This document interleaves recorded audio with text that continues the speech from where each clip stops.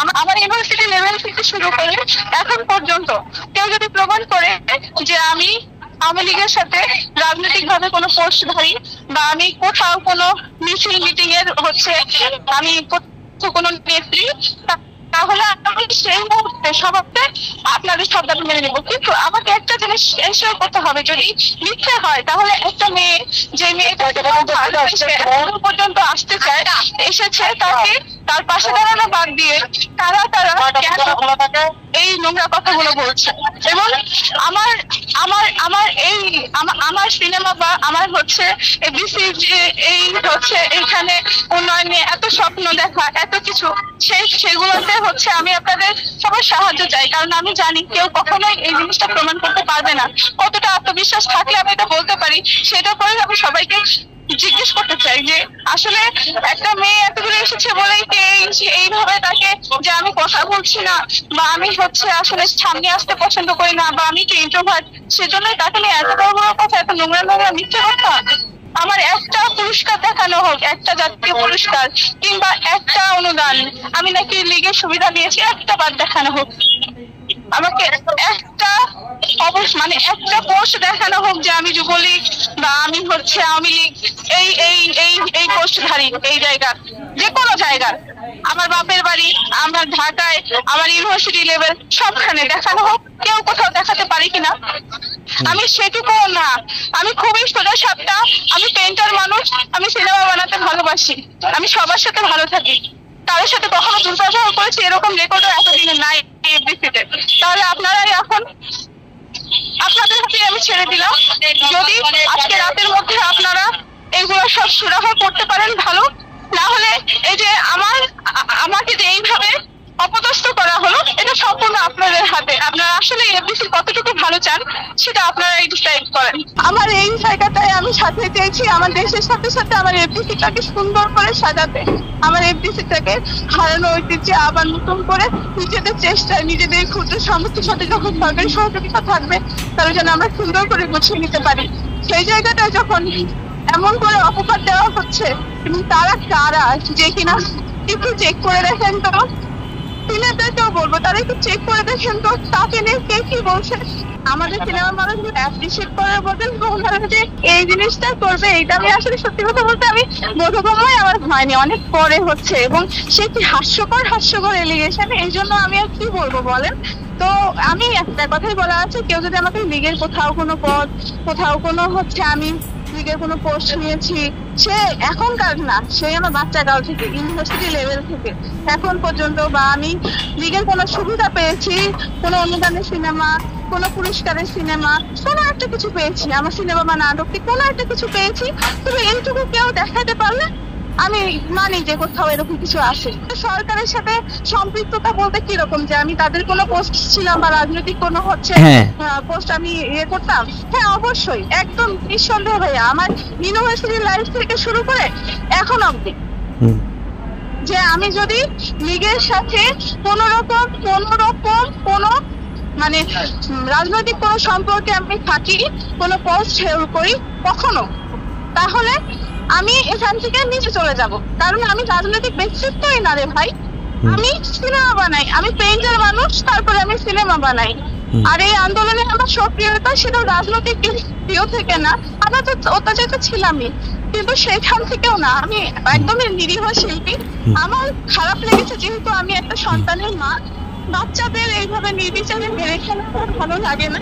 এই জন্য আমি আমার জায়গা থেকে মা হিসেবে আমার প্রতিবাদটুকু করি, আর যতই বেড়েছে আমার প্রতিবাদও বেড়েছে।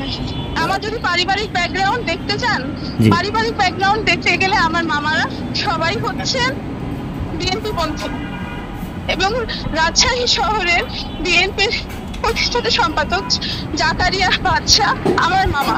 আপনারা খোঁজ নিয়ে দেখেন, আমি এগুলো নিয়ে কখনো কথা বলিনি, কারণ আমি এখনো সুযোগটা এসেছে, আমি চেয়েছি নিজেকে ওই সম্মানের জায়গাটা নিয়ে যেতে, আমার ভালোবাসার জায়গাটা দিয়ে, আমার নিজের যোগ্যতাকে আমার সিনেমা নিয়ে, যেখানে মধ্যবিত্ত পরিবার বলেন বা আমাদের সাধারণ একটা মেয়ের পরিবার থেকে সিনেমা বানানোটাকে ভালো চোখে দেখা হতো না নর্মালি। আপনি বলেন সত্য না?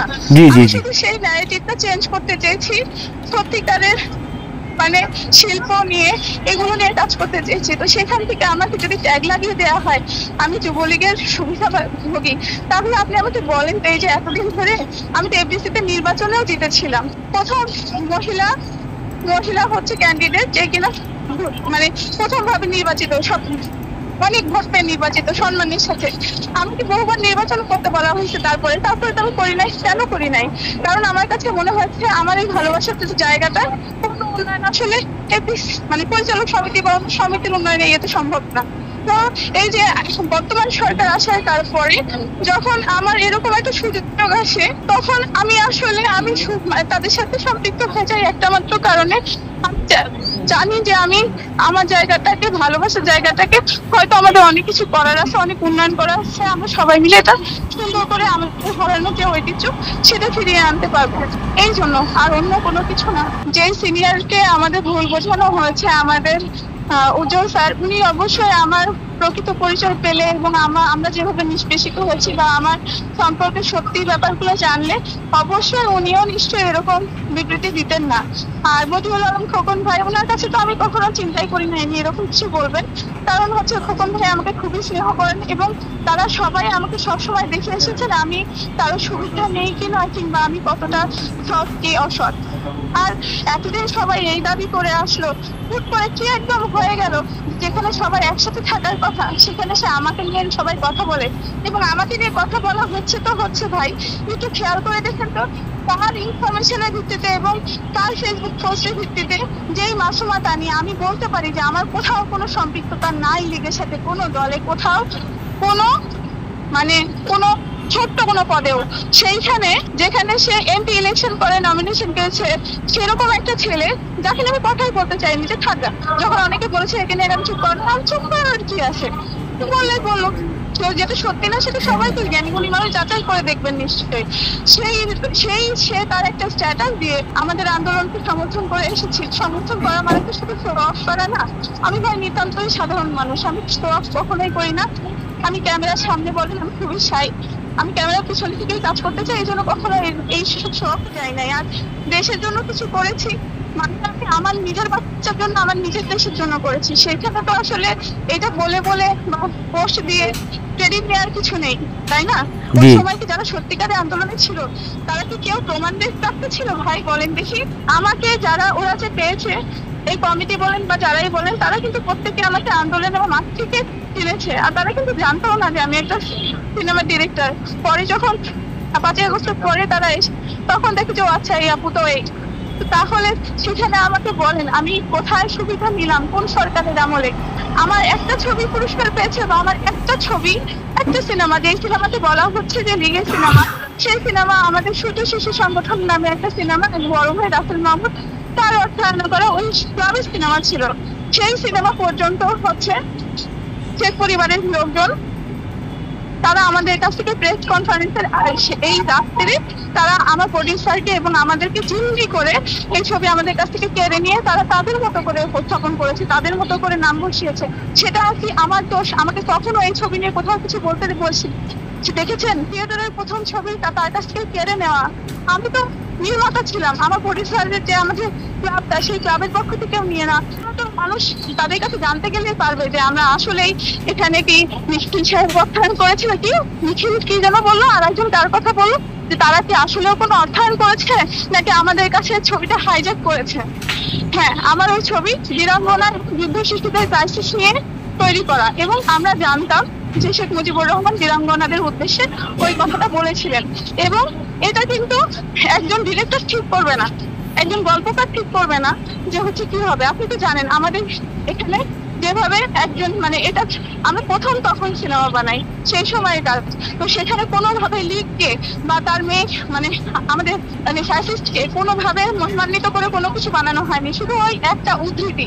এটা তো আমরা সবখানেই করেছি না বীরাঙ্গনাদের নিয়ে যেটুকু, সেই পোর্শনটুকুকে দিয়ে বলা হচ্ছে লীগের সিনেমা। এই উদ্ধৃতি এবং বীরাঙ্গনা যুদ্ধ শিশু সবকিছু লীগের। ভাই যদি লীগেরই হয় তাহলে আমি কেন কোথাও কোনো সুবিধা পাই নাই? আমি কেন কোথাও কোনো কমিটিতে নাই? আমি কেন কোথাও কোনো আমার পুরস্কার নাই কেন? তাইলে বলেন দেখি।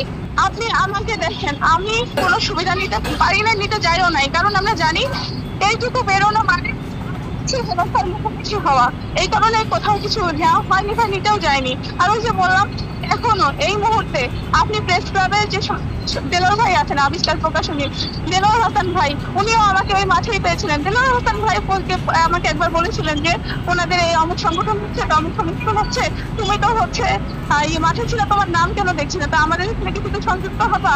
আমি খুব বিনয়ের সাথে, যেমন এই যে আন্দোলনকারী ছাত্রদের বলেছিলাম, ওনাদেরও বলেছিলাম যে আমি কোনো কোটা বা কোনো কিছুর অংশ হইতে চাই না।